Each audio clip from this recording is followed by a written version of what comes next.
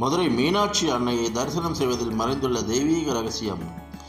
பழனியில் முருகன் காலையில் ஆண்டிகோலத்திலும் மாலையில் ராஜ அலங்காரத்திலும் காட்சி தருவார்.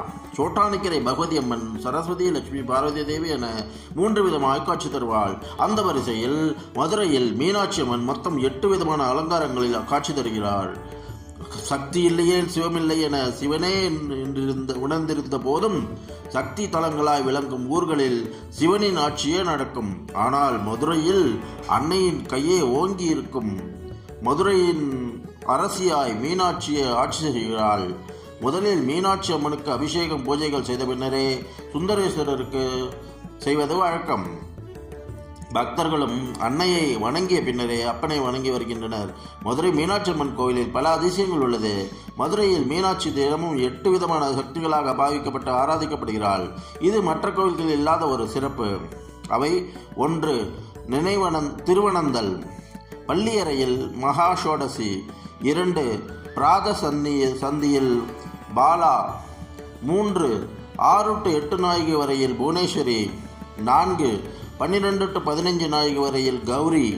5. மத்தியானத்தில் ஷியாமலா. 6. சாயரக்ஷியில் மாதங்கி. 7. அர்த்தஜாமத்தில் பஞ்சதசி. 8. பள்ளியறைக்கு போகையில் ஷோடசி. அன்னைக்கு 5 கால பூஜைகள் நடக்கும்போது மேலே சொன்ன ரூபங்களுக்கு ஏற்றவாறுதான் அலங்காரங்கள் சேவிக்கப்படும். காலையில் சின்னஞ்சிறு சிறுமி போன்றும், உச்சி காலத்தில் மடிசார்க்கு புடவை கட்டியும், மாலை நேரத்தில் தங்க கலசமும் வைர கிரீடமும் அணிந்து, இரவு அர்த்தஜாமத்தில் வெண்பட்ட புடவை அணிந்தும் அன்னை காட்சி தருகிறாள். இது வேறு எந்த கோவிலிலும் இல்லாத சிறப்பாகும். அன்னையின் இந்த ஒவ்வொரு அலங்கார காட்சியும் காண கண்கோடி வேண்டும். ஒரே நாளில் புவனேஸ்வரி, கௌரி, ஷியாமலா, மாதங்கி, பஞ்சதசி என அன்னையின் அத்தனை ரூபத்தினையும் தரிசிப்பவர்களுக்கு மறுபிறப்பு என்பதே கிடையாது என்பதே அன்னையை தரிசனம் செய்வதில் மறைந்துள்ள தெய்வீக ரகசியமாகும். வாழ்க்கையில் ஒரு முறையேனும் காண வேண்டிய காட்சி ஒன்றென்றால் அது அன்னை மீனாட்சியின் பள்ளியறை பூஜையாகும். எல்லா கோயில்களையும் போல மதுரை மீனாட்சி அம்மன் கோயிலிலும் பள்ளியறை அம்மன் சன்னதியில் இருக்கிறது. இரவு அர்த்தஜாமத்தில் மல்லிகை பூவால் கூடாரம் கண்டு, வெண்தாமரைகளால் மீனாட்சியின் பாதங்கள் அலங்கரிக்கப்பட்டு, வெண்பட்டால் அம்மனை அலங்கரித்து கிடைக்கும் அன்னையின் திருக்காட்சி காண கண்கோடி வேண்டும்.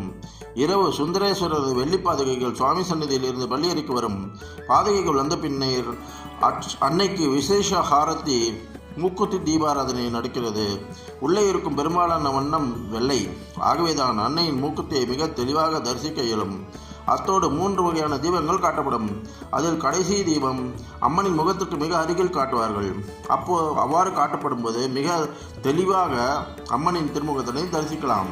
3வது தீபாராதனைக்கு பிறகு அன்னையின் சன்னதியில் திரை போடப்படும். அவ்வாறு திரையிட்ட பின்னர் அன்னையின் மூக்குத்தி பின்புறமாக தள்ளப்பட்டு விடுகிறது. மூக்குத்தியானது ஒரு செயினுடன் இணைக்கப்பட்டு அந்த செயினின் இன்னொரு பகுதி அம்மனது பின்புறத்தில் இணைக்கப்பட்டு இருக்கும். இவ்வாறு செய்த பிறகு அன்னையின் சார்பாக அன்றைய கட்டளைக்கான பட்டர் ஈசனை வரவேற்று பள்ளியறைக்கு எழுந்துள்ளச் செய்வார்.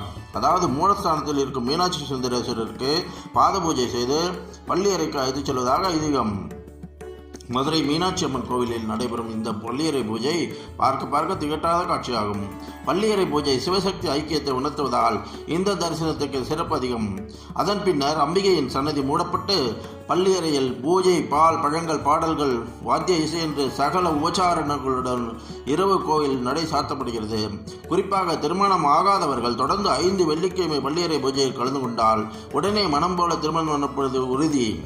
மேலும் கணவன் மனைவி ஒற்றுமைக்கு மதுரை மீனாட்சி கோயிலில் தினமும் நடைபெறும் பள்ளியறை பூஜையை தரிசித்தால் நல்ல பயனை கொடுக்கும் என்பதும் மீனாட்சி கோயிலில் மறைந்துள்ள பள்ளியறை பூஜை தரிசன ரகசியமாகும். பிள்ளை வரம் வேண்டுவோர் காலையில் மீனாட்சி அம்மனின் சின்னஞ்சிறு சிறுமி அலங்காரத்துடன் நடக்கும் ஆராதனையை தரிசித்து மனமுருகி வேண்டினால் அன்னை சந்தான பாக்கிய பலனை கட்டாயம் தருவாள். வியாபார நஷ்டம், தொழில் மற்றும் வேலையில் பிரச்சனை உள்ளவர்கள் அன்னையின் வைர கிரீட அலங்காரத்தினை கண்டு தரிசித்தால் வியாபாரத்தில் நல்ல முன்னேற்றம் பெறலாம். வாழ்வில் ஒரு முறையேனும் தரிசிக்க வேண்டிய கோயில்களில் மீனாட்சி சுந்தரேஸ்வரர் ஆலயத்திற்கு முக்கிய இடம் உண்டு.